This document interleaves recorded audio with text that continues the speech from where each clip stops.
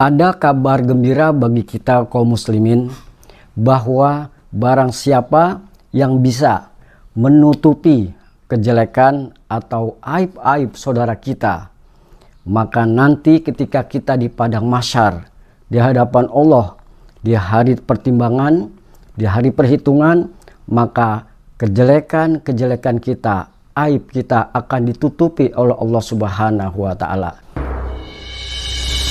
Assalamualaikum warahmatullahi wabarakatuh. Ilahi anta maksudi wa ridho kamatuni amin mahabbataka wa ma'rifataka. Ada seorang wanita ngobrol dengan teman-temannya, katakanlah sekarang itu ngurumpi. Dalam obrolannya itu mereka kadang-kadang tidak sadar menceritakan apa saja yang dia punyai, yang dia nikmati. Bahkan sampai tidak terasa, tidak sadar menceritakan tentang aib-aib, kejelekan saudaranya, kejelekan orang tuanya, kadang-kadang mertuanya, kejelekan suaminya. Pokoknya rahasia-rahasia di dalam keluarganya itu diceritakan. Begitu juga kaum pria, kadang-kadang juga seperti itu. Kita bicara, ngobrol, tidak sadar, kita ternyata melewati batas menceritakan tentang istri kita, bagaimana keluarga, bagaimana kejelekan orang tua istri kita. Nah, di dalam keterangan hadis kita mungkin pernah mendengar bahwa orang-orang yang pernah kita jelekan, kita omongkan kejelekannya, maka kebaikan-kebaikan kita itu akan diserahkan kepada mereka. Jadi kita kosong amal ibadah kita. Ibadah kita apapun, yang kebaikan kita akan diserahkan kepada orang yang kita omongkan. Dan kejelekan-kejelekan dia itu akan kembali kepada kita semua yang menceritakannya itu. Ada cara. Bagaimana cara untuk meredam?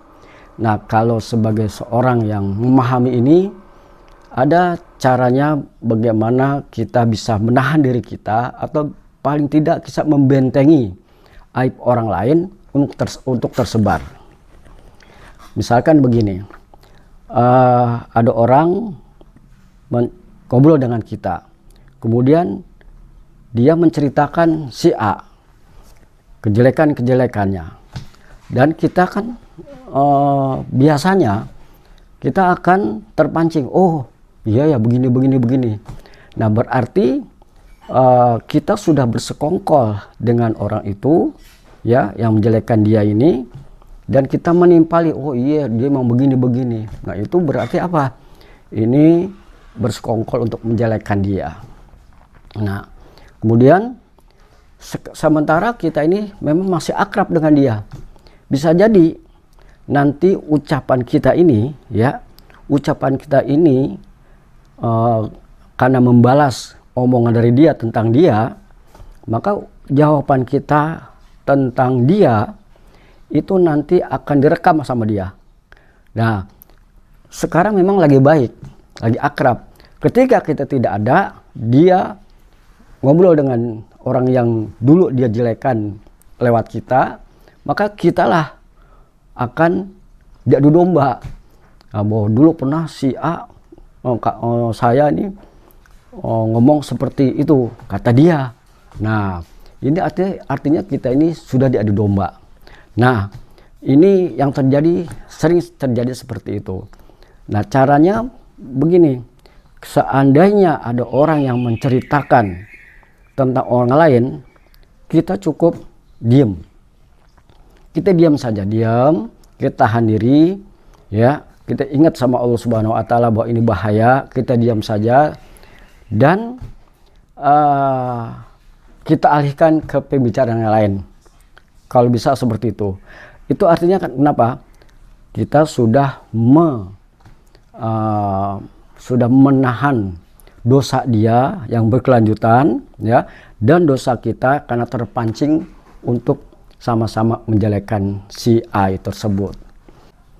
Dan kita juga pernah mendengar tentang keterangan hadis atau di dalam Al-Quran, ketika manusia di yaumil kiamah, di padang mahsyar, manusia itu ditimbang. Setelah ditimbang, dihitung, diperhitungkan. Semua mulut kita ini ya terkunci, semua badan kita akan berbicara menjadi saksi. Yang tadinya sekarang tidak berbicara, yang sekarang kita yang berbicara, maka nanti dibalik.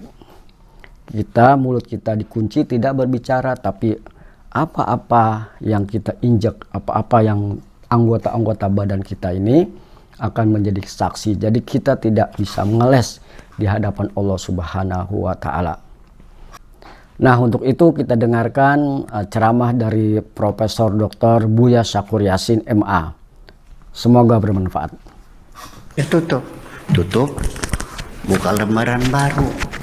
Jangan kau buka-buka lembaran lama yang kau ceritakan keburukan mantan suamimu, atau engkau selalu bercerita tentang keburukan mantan istrimu. Ini moral.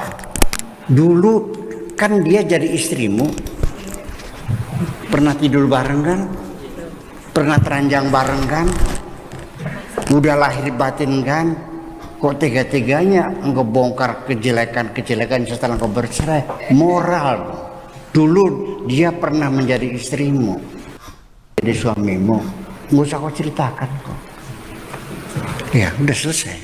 Ini moral kesalahannya. Kita juga nanti sekarang lagi bersahabat. Nanti saat kita berhenti lalu ente jelek-jelekin gue juga nih. Nah iya dong.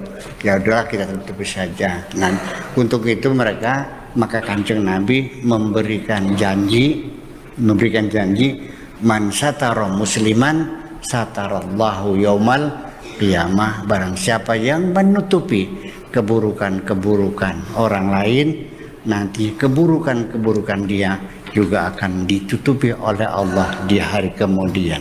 Itu saja, makasih.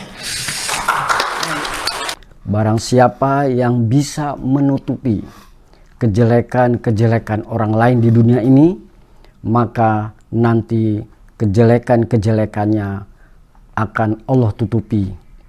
Semoga bermanfaat. Wallahul muwafiq ila aqwamit thoriq.